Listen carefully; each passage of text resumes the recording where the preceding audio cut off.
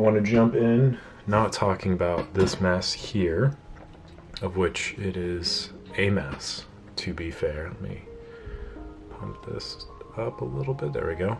More light here. Instead, this is a work in progress, of which terrifies me. But I have something I'm much more comfortable with, much more familiar with, that I actually did fix. Kind of. Kind of in the sense that it's not really a camera at the moment, but it will be very, very shortly. So this is a Canonet QL17 G3. This is essentially the most important bit of the camera. If you ask me, the rest of it's really just for looks, aesthetic reasons and such. This is, of course, the lens mechanism, as well as the shutter mechanism, as well as a lot of the circuitry is back here. It's of course missing the power output. And there's another circuit, or a little PCB deal, that sits on the bottom of the camera, and I believe that controls power flow, because there's a thermistor that sits there, and I think that runs control up to the battery check light, and I think grounds out the circuit. I'm not entirely sure, but for the most part this is a fully functional camera. Just have to do that. Look at that. So stupid. I had this like argument, I guess, with myself like not too long ago, and it was really inconsequential, but like not even really worth talking about, but we have some time, so I might as well.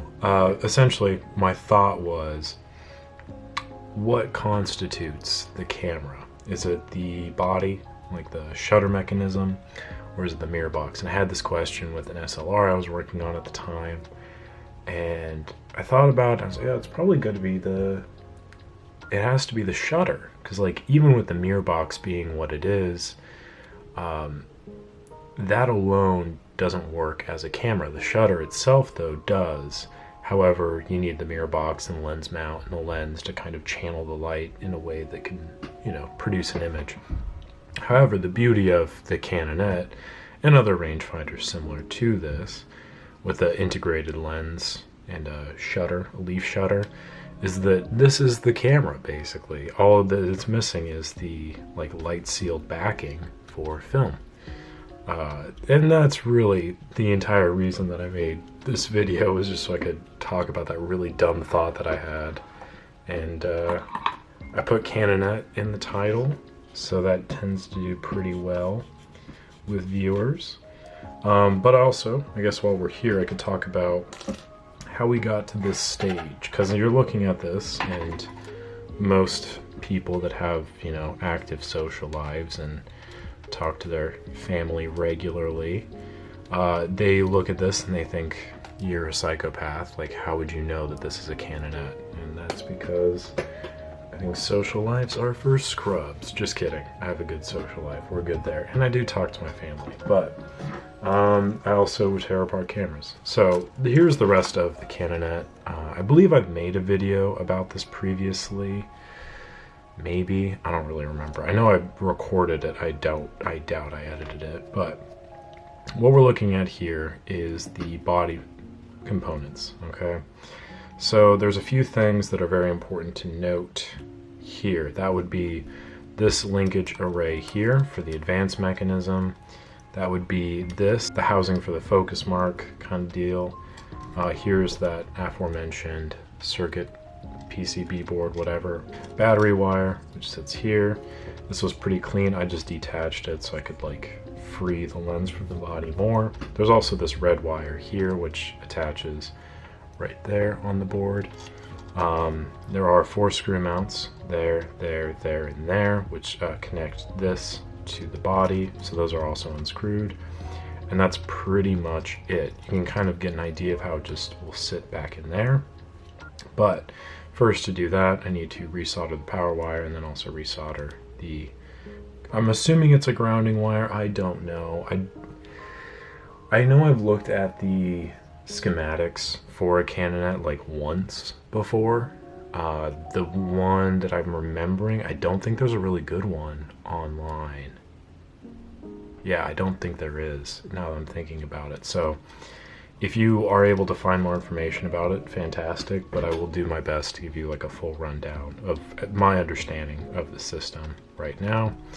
So there's this mechanism here, which of course adjusts the housing of the focus mark, because that's very important. You need the focus mark to be on. However, as you notice, I taped it up here, and that's because this sits relatively freely. So when you remove the lens, this will fall off, which is normally fine because it's not that difficult to remount it. But I'm like a little bit lazy, and it takes a little bit longer than you want it to reconnect. Also, I do need to point out that there are 2 screws which sit right here, which connect to the shutter release mechanism right there. So that's very important to keep in mind as well. The rest of the camera is fairly straightforward. I'm kind of waffling a bit while this soldering iron heats up, and then we will reattach everything and have this good to go. The thought going into this repair was that the lens was dirty, a little moldy, very moldy actually.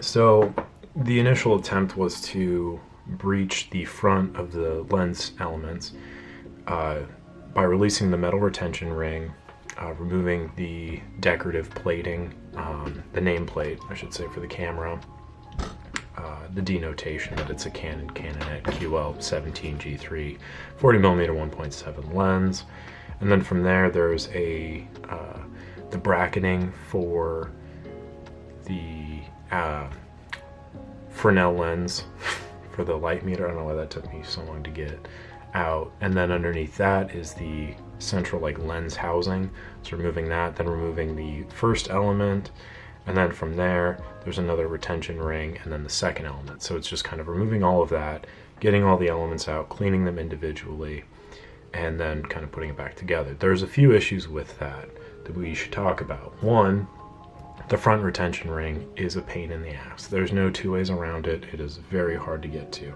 I have talked about this before, but a really proven method has been, funnily enough, these sewing scissors. I don't know what it is about it, but this is the life hack of the century. So usually just set these in the housing and just kind of lefty-loosey it out of there. Was not working on this. I tried many different methods, many different times, kind of chewed it up to be honest, but the metal is so malleable, it's really easy to do that despite my best efforts, but that is how it goes.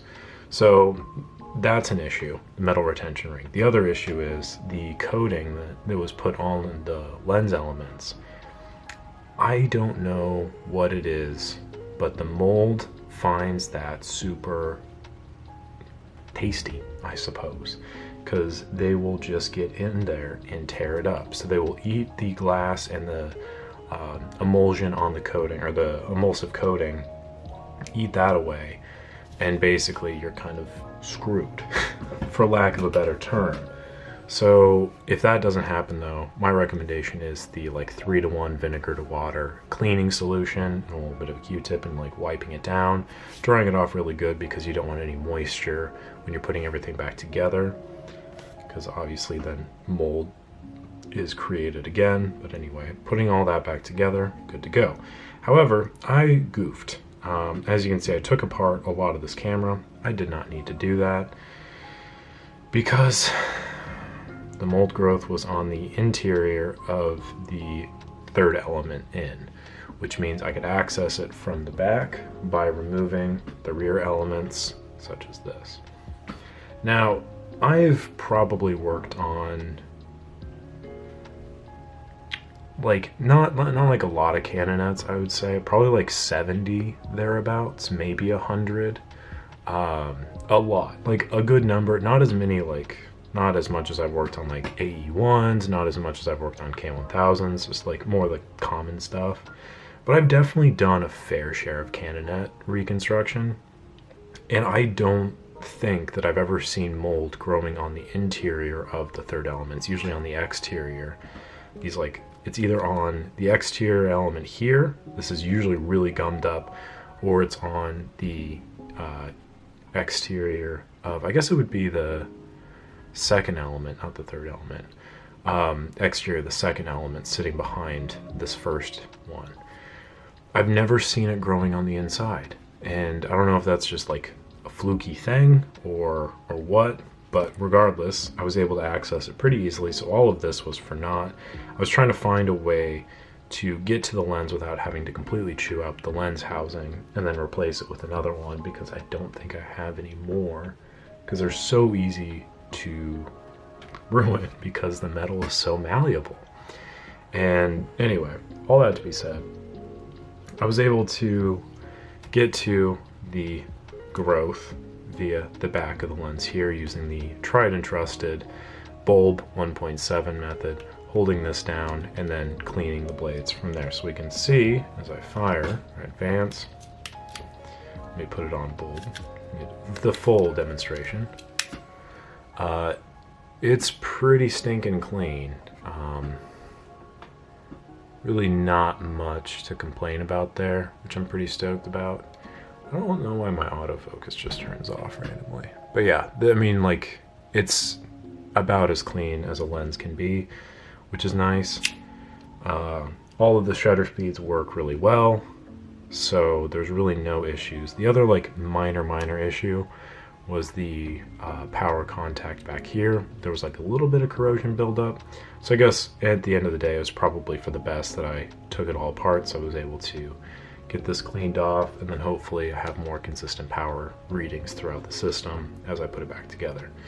But the point being to this whole video is that I'm a fool, and I thought it was funny. And it just goes to show that, like, even with, I would say, my relatively decent experience, you just never know what's going to happen. Also, while we're here, I want to point out that there is some buildup of mold on this back element, and it's some big ones. I'm just going to see how effective this is. This is, of course, the vinegar cleaning solution. Relatively effective. Yeah, there we go. All gone.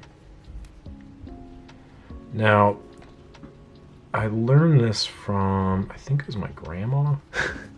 I think it was either, yeah, I think it was my grandma. She was telling me about how she used to use vinegar to like clean up mold on stuff. Because I'd asked her about, like, because we kept getting these like A1s with like moldy curtains on them and stuff. She's like, oh yeah, vinegar used to work on that, or something like that. Like, so I figured it probably works pretty well on glass, and it does. I think she used it on glass initially. I'm trying to remember. There was some story there, but it's obviously of no consequence. The moral is vinegar, water seems to do the trick. So that is that. I'm gonna go do a couple more things and we'll circle back and I will put this back together and we'll do a little walkthrough of that. So I'll be back.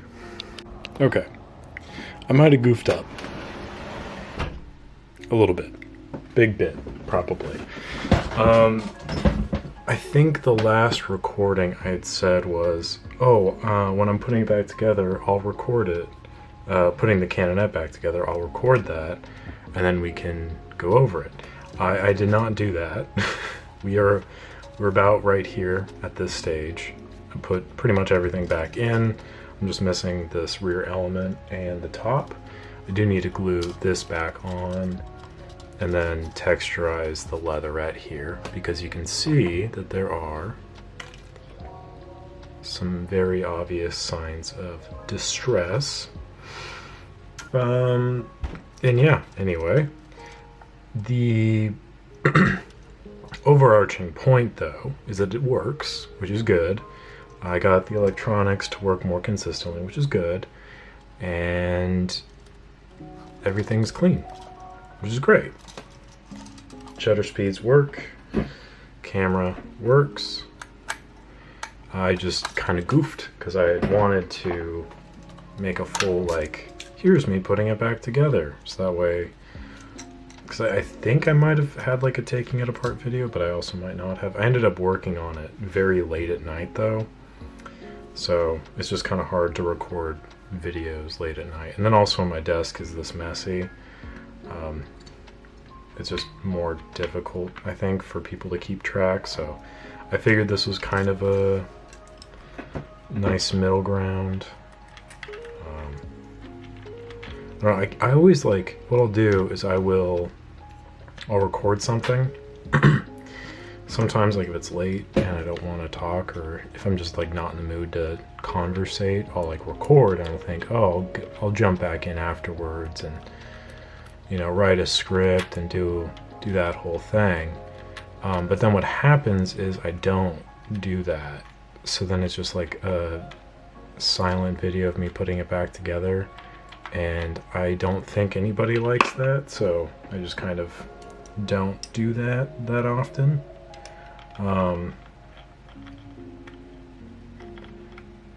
Yeah, I don't know. It's a work in progress, okay? I think that's the...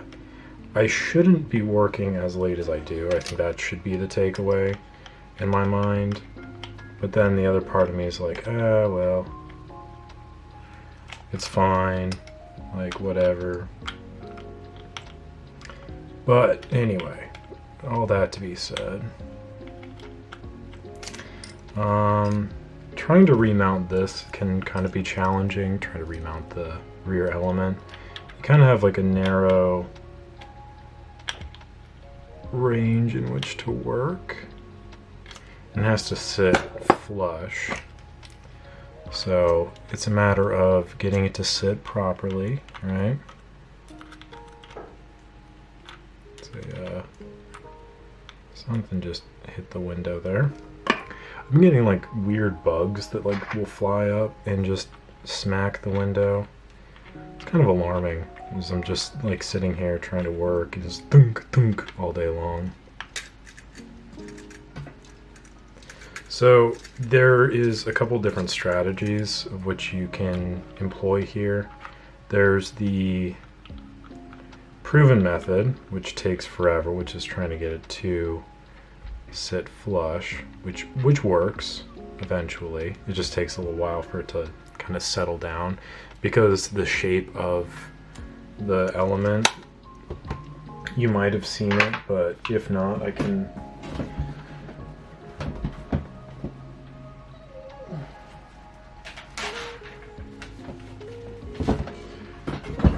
So here is what the glass element kind of looks like. Something about that, right? So basically it's trying to get it to sit down properly in there and then screw in. It's kind of complicated, but I don't know. It also makes a lot of sense if you think about it, because it's the convexing of the shape to kind of produce the image, whatever. Point being, is getting it to sit in there is a challenge. Then getting it to line up properly to screw back into place is an even bigger challenge, apparently, for me right now. I don't know if it's ever been as big of an issue as it is currently, but yeah, it's been pretty fun. So I'm glad that this is the one I'm recording, the one where it's like being the worst. But no, it's an actual hoot. Loving every second of it. It's screwed in. Okay, I think we're making good headway. So ideally, my strategies have been either the method of just trying to get it to sit in naturally with like a tool, and what I'll do is kind of get it to sit in on one side and then push down the other side so it levels out and then screw it in. That obviously that makes sense. Like, that's probably what any normal, smart person would think of. And given that I'm a very normal and very smart person, that's what I think of. The other method, which has worked in the past as well, is a little bit more of a cheapskate method. Like if you don't have the proper spanning tools or like a screwdriver or something of that sort, you have like a little suction cup. You can like stick it to the glass and then use that to kind of turn it into place from there. Alternatively, I have used my fingers before just to kind of weasel it in there. The only problem with that is you do need to clean the glass afterwards, because otherwise it's just going to be a bunch of gunk and fingerprints on there. I made some dilly beans. I don't know if you guys have heard of those. So I got like, I smell like pickles. Anyway, neither here nor there. This camera does not smell like pickles, just my fingers have a residual pickle scent to it. But now let us get to the leather here. And this is very important. This is something that I've messed up before in the past with things like this. Because where the lens sits, because where, I need to open, I'm using this, so I gotta open the window so I don't fumigate myself again.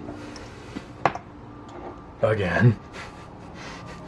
having a repeat of my move up here. Jiminy Christmas, what a nightmare that was. Oh, this is powerful stuff. Good for you, good for your brain, I'm sure. Anyway, as you can tell, this is very viscous. Kind of gets everywhere. So, less is more in these situations, naturally. As I'm sure you don't need me to tell you, but less is more. But the more that you use, the more likely something that's happened to me before could happen to you, wherein glue gets to where it shouldn't, and then you can't focus the camera as easily. Happens to the best of us, mostly to me, because I was a fool. And I like, obviously I'm looking at it and like that makes sense very clearly, like, but at the time I had not thought about that as a possibility. So it's kind of difficult on this side because you have to deal with the focus little toggle deal. But if you kind of clear that out of the way, you should be good. This is the other little challenging part because there's like not a whole lot of leather, like, but there's a lot of ground to cover. So trying to make sure that there's enough glue there to get it is good, and then not too much that you end up gluing the focus ring into place, because that happens as well and it is annoying. So like I said, less is more, that is why. And then once that kind of cures a little bit, I will show you what I do, like my method of kind of clearing up this leather a little bit, because you can see here that there's clear signs of distress, and there aren't any on this side. There were, but there aren't any now. So this is like a little before and after. And what's happening there is this leather's pretty old, it's pretty thin, and it's delicate in a way. And it happens a lot with the old Canons. It's more fragile in that sense. So any signs of distress are more evident and need to be handled accordingly. So when you try to remove the skin from the camera to access basically the interior of the system, as you would want to do, what happens is those signs of distress reveal themselves because you're kind of tugging at the leather. Battery check light is working, cool. And then as per usual, I'm just going to put the screws in so I don't have to worry about holding the top down.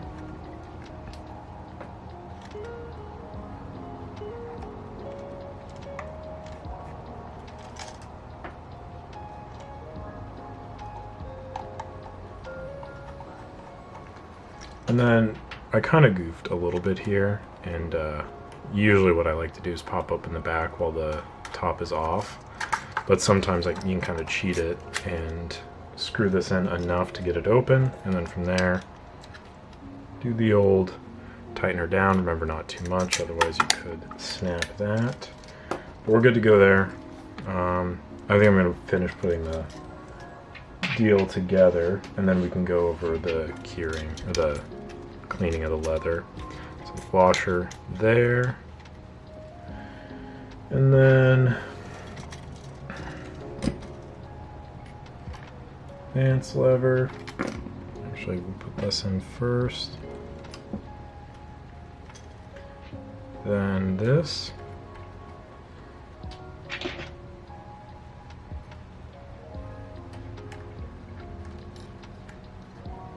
Then those items. And then bada bing, bada. We're getting there. You know, slow and steady. Here's what is going to win us this race. Slow and steady. Of course, saying that, I feel like I covered a lot of ground here in only 13 minutes.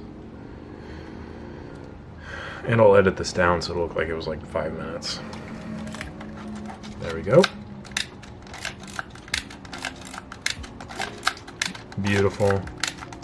Love to see it. Okay, cool.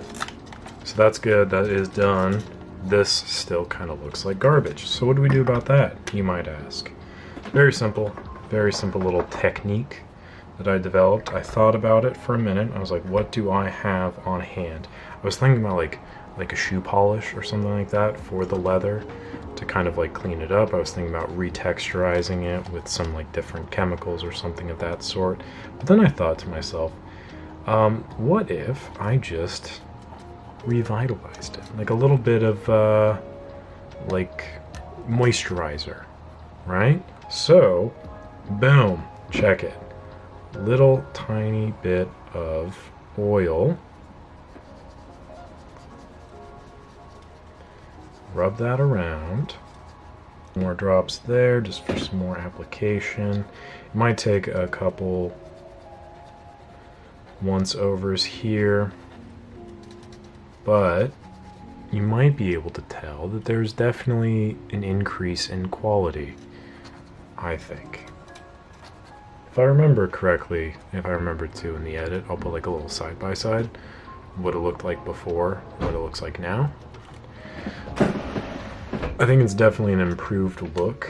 It's not like the best thing in the world, obviously. It's kind of jerry-rigged together, but I do think in terms of just making it look a little more visually pleasing, it doesn't draw your attention too much to the discoloration. So I like to give it a little bit for it to settle in.